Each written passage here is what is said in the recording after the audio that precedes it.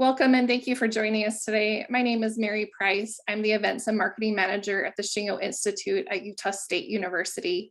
I'm excited to have Bruce Hamilton with us today. Bruce is the president of GBMP, a Shingo licensed affiliate. He's also a member of the Shingo Academy, a Shingo Examiner, and a Shingo publication recipient, among many other things. He's had a tremendous career and has helped numerous companies transform their organizations. Bruce, thank you so much for being with us today. And now I'll turn the time over to you. Yeah, so as Mary said, I've been affiliated with the Shingo Prize in a lot of capacities, been a prize winner, an examiner. But above all, I'm a longtime student of Shigeo Shingo and the Shingo model. Strong advocate. I think there's some really good lessons from Mr. Shingo, Dr. Shingo, and also from the Shingo Institute. So the topic I chose was based upon, it was just an experience that I had with Dr. Shingo personally, his just passion for attacking the status quo. And the topic here is the face we see least often is our own. So what did he mean by that? I think in this particular case, and this has a lot to do with observations, and Shingo put an awful lot of effort into trying to understand what the problem was. And his point was, you can look in the mirror, and you may think you see what the problem, but in fact, you may be missing things that we're not necessarily in the best position with one perspective trying to understand a problem. So Shingo had a way of looking at problems from many different directions. And that's what I'm going to try and share with you today. Some of my lessons, my personal lessons. How do we remember Shigeo Shingo? When I mention Shigeo Shingo and others, many times it seems he's remembered for his technical genius, and that certainly is true. His 1981 Green Book, the one there in the middle, published on his birthday and edited in part by his son Ritsuo Shingo, who's also a great friend of the Institute, is subtitled Toyota Production System from an Industrial Engineering Standpoint. So he's already starting to sound like a pretty technical guy. And SMED and Zero Quality Control, which were published 15 years later, are typically seen as books about methods, tools. So Shingo is often remembered that way. But today I'd like to share another side of Dr. Shingo that's based upon my personal study of his writing and interactions with him, that reveal what I think you would consider an arch enemy of the status quo in business practices and a passionate crusader for continuous improvement. Now, much of what I have to share today came from this book. It's a later book. Let's see if I can get it in focus here. It was Shigeo Shingo's Nonstock Production, which was published in 1986. We used that book to develop practices in my business, and then later to apply for the Shingo Prize in 1990. So that's the starting point. That's one idea about Shingo, technical guy. But here's another Shigeo Shingo. This is the one in 1989 I first saw. And you could kind of read this in his books, but you kind of have to picture in spring of 1989, there was the first award ceremony for the Shingo Prize, which was held at Utah State University at a conference then referred to as the Partners in Productivity. I think it's still going on. It's a great conference, but Shingo did not have a conference yet. This was the first award ceremony. So Dr. Shingo had just accepted an honorary doctorate from USU, and he was the keynote speaker. And to put this in context, this was a big deal for Shingo at the end of his distinguished career that had spanned 6 decades. He actually died the next year, so he definitely was not holding back at this conference. He first addressed the audience of, I'm going to say, several hundred educators were in the audience. And I've quoted him here. He started to he was getting pretty critical. He says, there are 20,000 doctoral dissertations on economic order quantity, but not a single one on SMED. People were kind of getting edgy in their seats. And he said, and the reason for that is there's just not enough fodder in SMED. there's not enough, not enough weight in the paper for a doctoral thesis. So you guys are writing about EOQ, but you don't think SMED is important. So he was pretty ornery. And then he turned to Commander from Hill Air Force Base, which is right down the road from Utah State University. And he let the commander know, this guy's in full dress uniform, and Shingo lets him know. He says, I sent my book, Nonstock Production, to Ronald Reagan. He says, and clearly he hasn't read it, because if he had, the taxes would be lower and you'd have a lot more services out at Hill Air Force Base. So this was kind of the tenor of the day. Shingo was a critic. He wanted people to see things clearly. And he was just attacking the status quo right from the get-go. And it was very impressive to me. I kind of had this in the back of my mind, but this impressed upon me how important that was to him, that we can't be passive. We have to be really active in attacking the status quo. So this next photo here is Dr. Shingo. He's in my plant. That slim young man there with hair on the right-hand side is me, following along with him. And I'm referring here to Socrates' Secret, which is something that came out of one of his books, which has to do with kind of a softer side. And I've had this feeling that perhaps Shingo was using this method with us. Socrates' Secret goes like this. If you're going to be talking about something that's critical, something you're going to disagree upon with another party, if you're going to be criticizing, start off by talking about things you can agree upon. So he was very warm and cordial, which I think he would have been anyway. But my sense was he was kind of getting set to let us know where we could make an improvement. But he started off with, there were a lot of sort of very goods. He was speaking through a translator, but every once in a while he'd look at something and say very good. So he was starting off in a positive way, Socrates' Secret. And that was queuing up for a visit to a process that we thought we'd done a nice job with on improvement. And here's Mr. Shingo just a little further down the factory, and he's pointing over to a fixture and he's asking questions. And this is where he was demonstrating, and you kind of have to watch this video. I don't know how the sound will be for you. This is a 1989 vintage video, so the sound and video are not perfectly clear. But let me play it for you and see if you can hear what Dr. Shingo is saying. See if you see him trying to understand the status quo, to grasp the purpose, to lock on to the problem, to find better methods, and to respond to us. And this is all in just a very short clip. Here we go. It's hard to find the mark.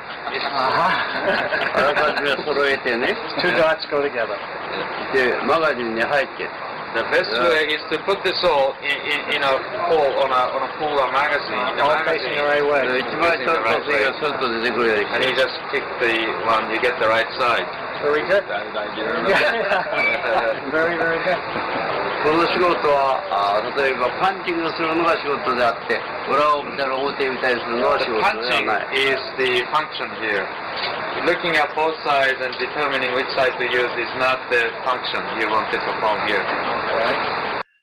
So what Shingo was doing there with those parts in his hand, he was examining the parts closely. We had shown him a quick change fixture that we were kind of proud of. It was an air cylinder that pressed two parts together.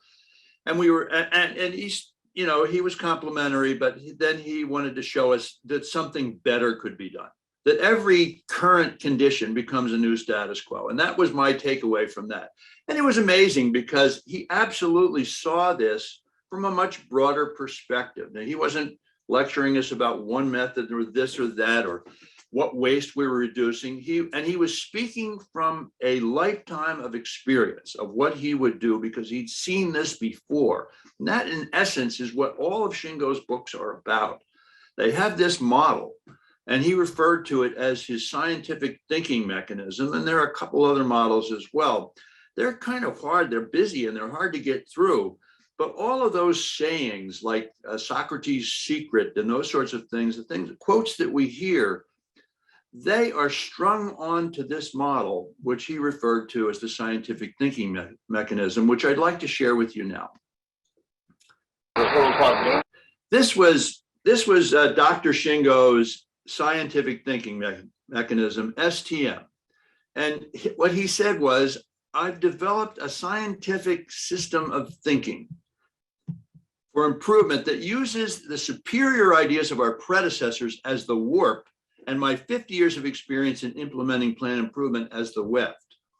Now, if you don't know what warp and weft is, this is in a weave. The warp are the threads that stay in place, and the weft is the stuff that's woven in. So Shingo, throughout his books, and all his books, was always giving credit to other persons, the people who came before him, Taylor and the Gilbreths, all the way back to Adam Smith. He was a student himself, and that was the warp. And that was all of the pieces. As you take a look at this model here, and it's a very busy model, I know, it was based upon a fundamental idea of what does it take to solve a problem. And for Shingo, solving problems was continuous improvement, and it was always addressing the status quo. So down at the bottom here, I've interposed his kind of overall approach: observation, idea formulation, judgment, suggestion. He used the word suggestion, but I think he meant proposal here. Often in translation, things are a little awkward. And execution. So this in total is the model, and there are these multiple stages. First of all, categorize things properly. When he said think in terms of categorical principles, that quote actually responds to get the right perspective. There are relationships among things, and very abstractly, you ought to be standing in the right place to understand what you see and maybe take multiple perspectives. And then very, very, very important, which is, unique to what we now call lean, is, understanding what a problem is. What is good? What does it, what do we mean by waste? What are those things? What does that mean? That continues, I think, for many organizations to still be a struggle. We talk about it, but do we really understand it? And then in stage 2, probably the most significant for me, was this idea of what he refers to as better means. Shingo often referred to conceptual blind spots. In other words, we're looking at something, but we can't actually see it. We can't see it because we have lenses on which are preventing it from seeing it. We have these conceptual blind spots. And then a whole series of steps that deal with making improvements. Now, I couldn't possibly begin to cover all of this in a short presentation today. I'm going to cover the little bit that I think deals best with the idea of attacking the status quo, right at the front end. So I'll talk a little bit about what he referred to as problem identification, and then stage 2, which is better conceptual approaches to improvement. The interesting thing about this is, his weave, there's the warp, which is methods from other people. And then there's the weave, and all of those stories from Shingo, the ones we hear about the story of the chimpanzee and the banana skins and all of that, they all fit into this model, scientific thinking mechanism, even though it's scientific. So much of what Shingo has to say is about his personal experiences with creating change, the resistance that we'd have to creating change. And for me, as somebody who is trying to implement, this was just an incredible amount of information, valuable information. So here's stage 1. There's just a couple of takeaways for me. Looking at stage 1, the idea of elimination of waste is not the problem. Clearly, and as a young manager, I was realizing people don't even see this. That's not always obvious. And he wasn't only talking about the people on the floor, he was talking about management. When he was saying the best approach is to dig out, eliminate problems where they are thought not to exist, he was dealing with the fact that we don't think there are problems. And so as a manager, all these sayings, they fit into this category of, you can't just lay out waste and expect everybody is going to understand it. What I learned from this was that people need to understand what this is personally first. They tacit learning. You can't understand it for them. Then it's very important to let the employees do this. I'm a believer in sort of guided observation to kind of help people find the way, but don't dictate. And ultimately, frontline sees far more than any manager could ever see. These were lessons that Shingo is trying to weave into basic problem solving. And the next issue is this big challenge of fear of change and complacency. Shingo's point is to identify a problem, one must be constructively dissatisfied with the status quo. For me, that meant tapping into dissatisfaction. We typically have plenty of that. We just have to turn it constructive. Okay, and then engineering early victories, priming the pump, praising agents at all levels, change agents. What I mean is, if you're praising somebody on the floor for an improvement, praise that person's supervisor as well, because there's fear of change. Okay, and then later on, the fear of change is replaced by complacency. We're good enough. And there, the countermeasure that I found was we just need to continually show passionate commitment to improvement. And looking at stage 2, okay, a couple of things. The top one at the top here is a gem. 4 objectives of improvement. This is in his model. The order of improvement must be easier, better, faster, and then cheaper. What a gem that is. So many organizations start out with cheaper and they fall flat on their faces. Shingo's point was, look, from my personal experience, if you want people on board, solve some of their problems, make them feel better, start there, okay? Very key lesson, okay? So you can have a problem-solving method, but if we don't follow that order of improvement, we won't be solving problems.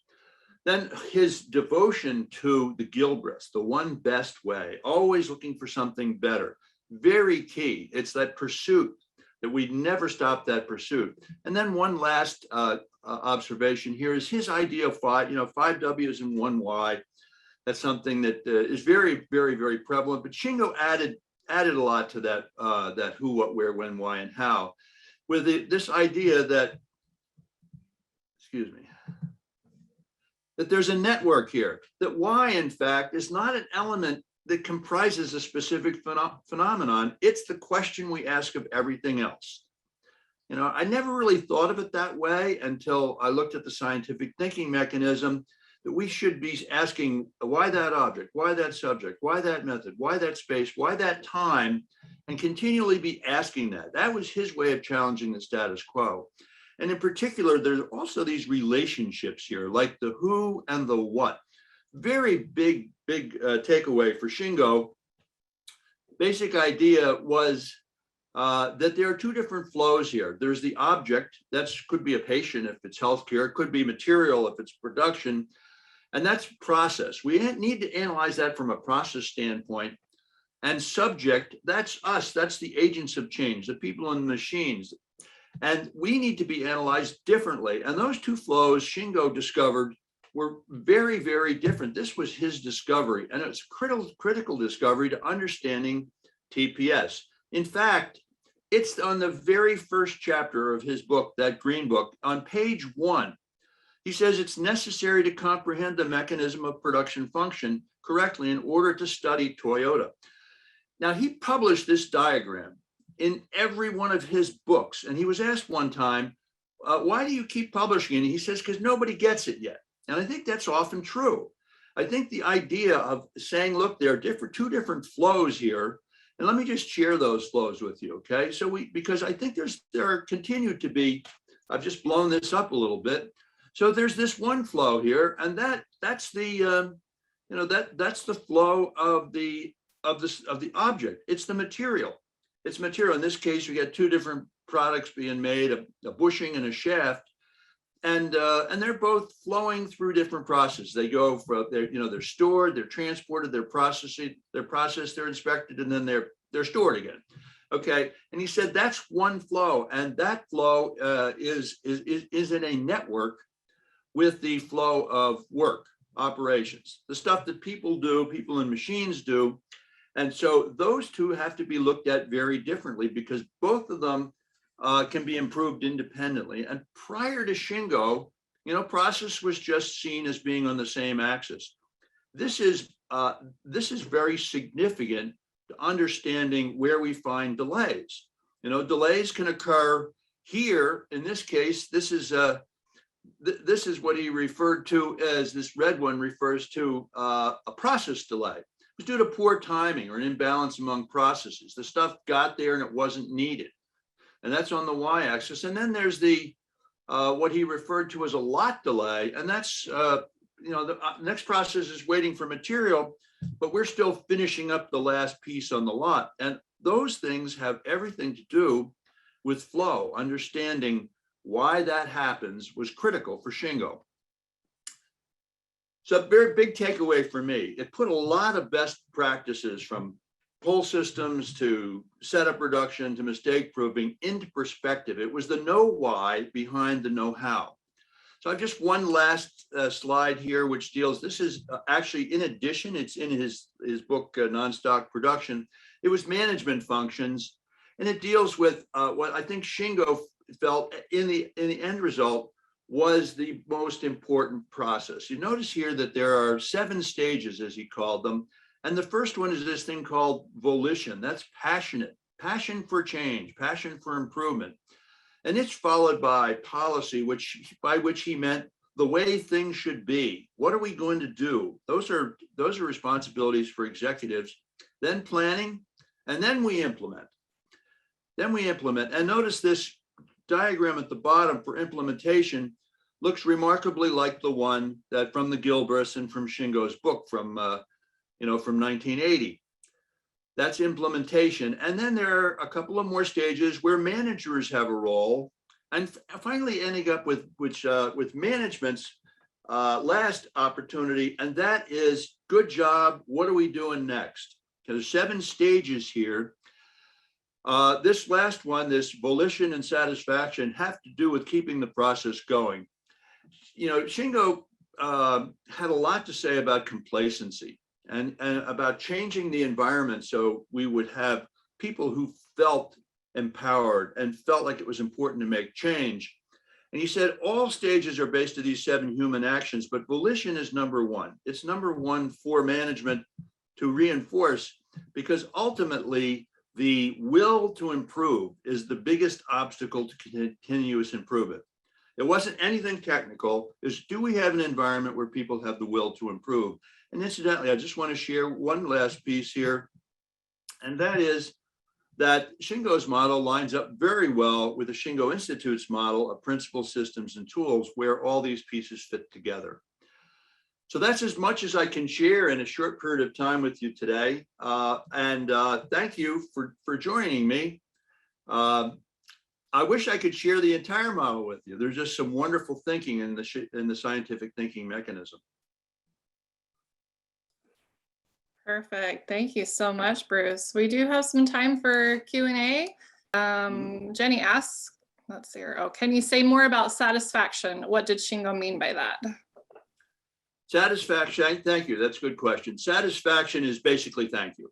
It's thank you. What are we doing next? In the spirit of always, if every improved condition is your new status quo, you want to thank people, and then you want to say, okay, but let's recall that this now is our new status quo. What are we going to do next? Otherwise, this is battling complacency, and it's also providing an ongoing professional challenge to every employee. Thank you. Next question is, how does regulatory compliance affect status quo? Yeah, so regulatory compliance is part of status quo.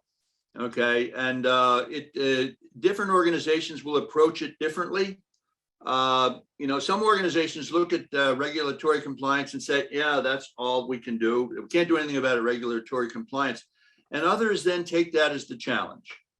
The path to improvement, I forget where I saw this, but I loved it when I saw it. The path to improvement is defined by the constraints.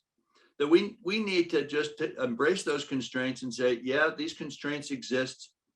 And certainly regulatory compliance is not the only constraint we face, but when we see that, we can recognize that, yeah, particularly in some industries, it could be nuclear, it could be pharma, those are realities, but the great organizations are ones that find ways to break through and provide that compliance. Certainly, ISO compliance, organizations will complain that, yeah, it's hard to make changes because ISO wants you to document everything. And I never actually had that experience. We just had to address both systems as something in harmony and not in opposition. Thank you. I have a question asking where they could find out more information on the topic. So the topic, certainly, it's interesting. It's the scientific thinking mechanism does not get covered much. I'm working with a couple of my team. We're actually working on a book that covers this in part because we feel it's something that hasn't gotten a lot of attention. But Shingo talked about this, his very first book that's been published in English. I don't think I have it in front of me here, but it's The Art of Creative Thinking, which was published back in 1959, talked about the scientific thinking mechanism. It was Shingo trying to gather all of the best thinking people before him and then synthesize something, maybe call it Shingo Kata. Instead of 5 questions, there were about 5,000 questions. But that's the wonder of it. It's the fact that he had so much experience and he was trying to share it in a structured way. Probably this book here that I've shown before, the Non-Stock Production, is a favorite of mine because it's a later book and it has a lot of his later thinking. Has a pretty good topic on a pretty good coverage of the scientific thinking mechanism. Thank you. Another question we have from Atticus. He asks, what happened at your facility after Dr. Shingo left? What kinds of discussions did you have, or changes were implemented? Yeah, so actually, Mr. Shingo, if I can name drop here, he wrote about that visit to our plant in his last book, which we were just really excited about. You have to understand that we got into this. There was no lean, there was no Six Sigma. There was just an organization that was struggling to make a profit and struggling to make change. And Shingo's ideas were revolutionary. They really changed the place. On the day that he arrived at our plant, the announcement came over the PA that anybody who wanted to greet Mr. Shingo could line up in the corridors, and the entire place emptied to the floor and applauded for him as he came in. So we were incredibly receptive to Shingo, from the owners to every employee in the place. He says in his book, he shook 100 hands. So for him, it was a big deal. And for us, it was a big deal as well. It just was exhilarating. In fact, in that year, this was a year after we had made a submission to the Shingo Prize, and we were not recognized that year. And after Shingo's visit, we resolved to apply again. And the following year, we were recognized. So I guess it had a pretty good effect. Okay, last question of the day is, where can we find a copy of the Shingo Scientific Method book? Bruce, I'll go ahead and answer that question. All of Dr. Shingo's books are available on our website at shingo.org/books. Thank you so much, Bruce, for presenting today, and thanks to everyone for attending. We'll see you next time.